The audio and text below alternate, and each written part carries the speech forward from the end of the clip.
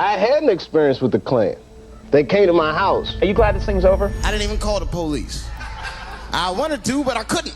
My mother used to let me understand that I'm being raised in a hostile environment. I know the difference of people laughing with me and people laughing at me. I guess you said, I don't want your show anymore, and you took a hike. Would you say you lost your mind, sort of? Chappelle pulls the race card.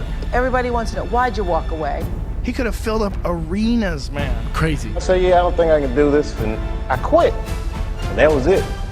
Have you ever had something happen that was so racist that you didn't even get mad? You were just like, God damn, that was racist. I had an experience with the Klan. They came to my house when I was little. It was real scary. They came in the middle of the night on horseback, burning cross on the sidewalk, beating on the door, all belligerent. Come on out, you black sons of bitches! See, me and my brother, we were like horrified. We were just hiding in the closet, peeking out. But my mother, this is a strong woman, my mother, she went right to the door and opened it and gave him candy. From a young age, I noticed people were treating me different. These kids were just so mean and evil, but I didn't understand why they would treat me different. My mother used to let me understand the context that I was being raised in, that I'm being raised in a hostile environment that I have to tame. By the time I was 14 years old, I was in nightclubs, mastering an adult world. It was terrifying. What made you get on stage at the age of 14? The fear of death. When I was in high school, my freshman year of high school, almost 600 kids my age got murdered in Washington, D.C. I was happy, man, you know. That made a real big impression on me. That and the fact that D.C. is a very segregated city, especially at that time. Statistically speaking, to this day, there's not one poor white person in Washington. There's a lot of poor black people in Washington. And my mother used to tell me this thing, I don't even know if you remember, but you said this to me more than once. You said, son, sometimes you have to be a lion so you can be the lamb you really are. And I told my mother, you can ask her, I said, Mom, I'm gonna make it all the way to the top of the socio-economic ladder. I'm a smart kid.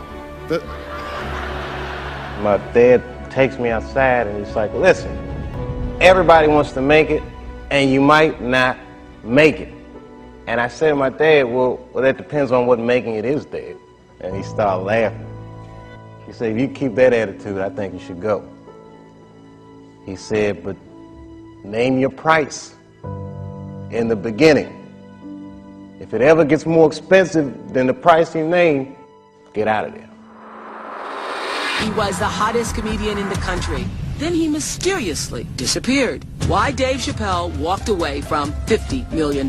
Nobody knew where you were going. Now, that sounds a little crazy. I guess you said, I don't want your show anymore, and you took a hike. It's one of the strangest and most controversial things to happen in the entertainment world. Everybody wants to know, why'd you walk away from $50 million?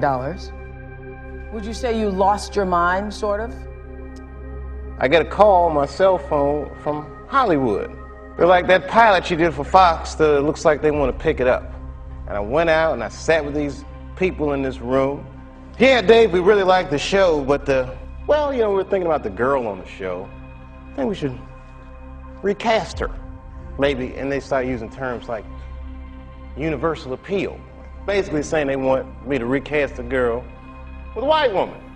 I was doing sketches that were funny, but socially irresponsible. Like there's this one sketch we did that was about this pixie that would appear whenever racist things happens. Whenever someone make you feel like they calling you that N-word, but don't say it.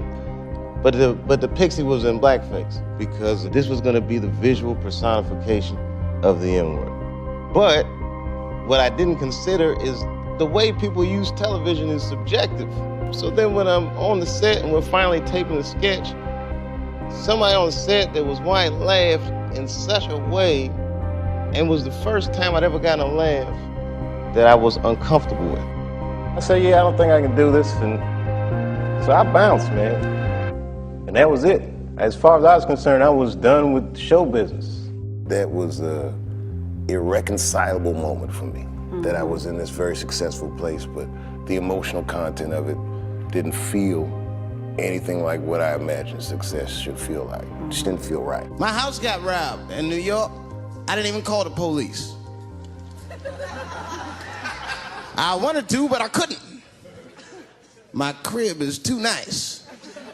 It's not that it's too nice, but it's too nice for me. You know how the police are in New York. Soon as I open the doors, they'll be like, oh, he's still here. Open and shut case, Johnson. Apparently, this black guy broke in and hung up pictures of his family everywhere.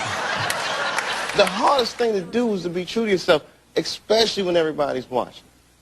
This idea that what you do in your lifetime informs the generations that comes after you is something I keep thinking about, something that is so much bigger than just ourselves. I've been gone for a very long time. Surprise, it's me. Now he is back with a 3-part stand-up comedy special. We're living in a time where there's got to be a little more cultural sensitivity. And even a guy like me that's just writing jokes. This is a story that happened back in January of 2015 that involves Dave Chappelle. Dave Chappelle did an impromptu set, and he said a clearly privileged white girl shouts, "Life's hard, sorry about it," when he starts talking about police brutality. Joy Ellen Nicole came back and said, "I told her to leave," but Dave Chappelle said, "No, bring her back." But he didn't attack her, he didn't yell, he didn't make fun of her. He started educating the crowd on the history of black people and the police. And she said, "I'm sorry for what I said. Thank you for educating me. I was ignorant before, but I want you to know I learned from you tonight, and I won't say things like that anymore." This is a tough discussion, but it needs to be had. And people need to learn the lessons, and we need to listen to one another. It's a tough time for this country, man. You don't let anybody tell you you can't or to be afraid. It's okay to be afraid because you can't be brave or courageous without fear. The idea of being courageous is that even though you're scared, you just do the right thing anyway. Today we're going to show the world that nothing will get us down. No matter what's going on, no matter how tough these times get, we hold our heads up high because we know what we're about. You gotta take a stand.